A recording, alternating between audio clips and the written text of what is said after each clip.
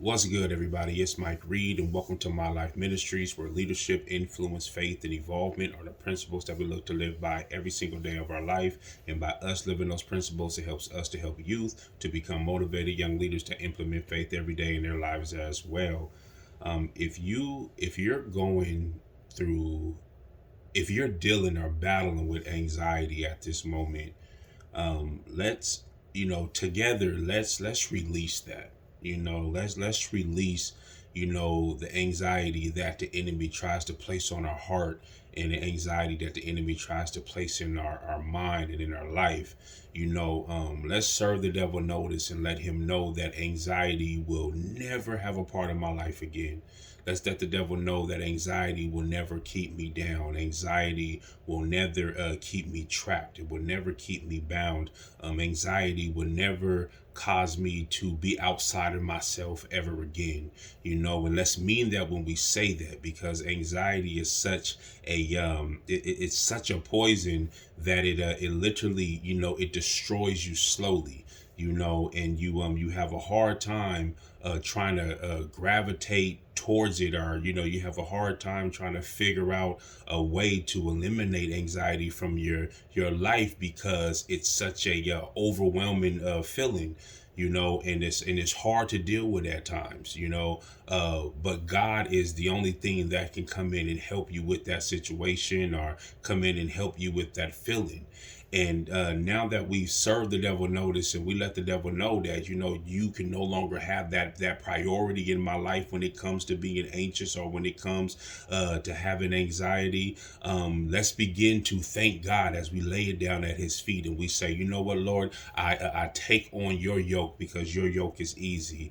I lay my burdens down, God.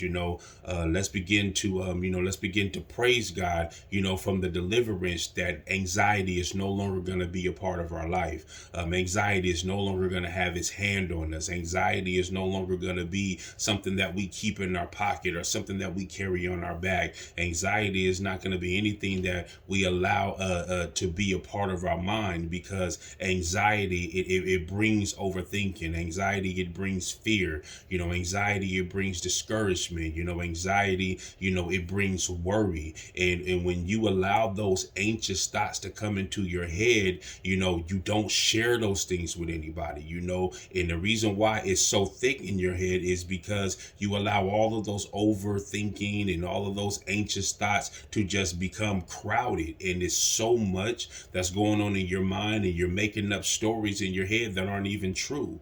And the enemy loves to come, and he loves to place these things on you, because he wants you to be anxious. He wants you to have anxiety so that you can doubt God, and you can doubt God's plan.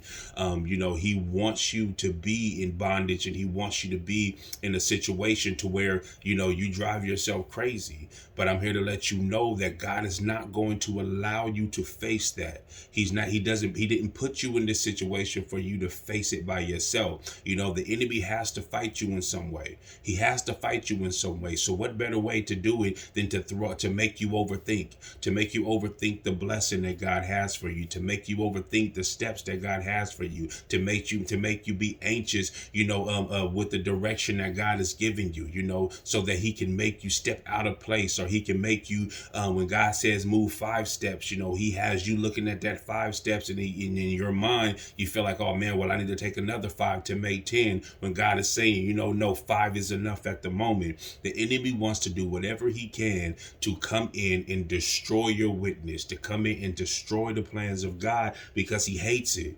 He hates it, and he hates you. He can care less about you, honestly. He can really care less about you. And you have to know that in your mind. That's the reason why you have all of these anxious thoughts.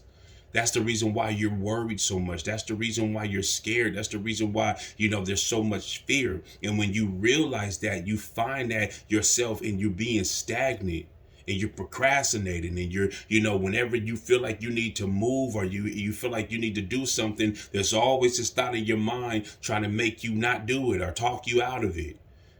Oh man, if you do this, what if it doesn't happen? What if somebody says this? That's all the trick of the enemy. Anxiety has no place in our life. The Bible says, be anxious for nothing.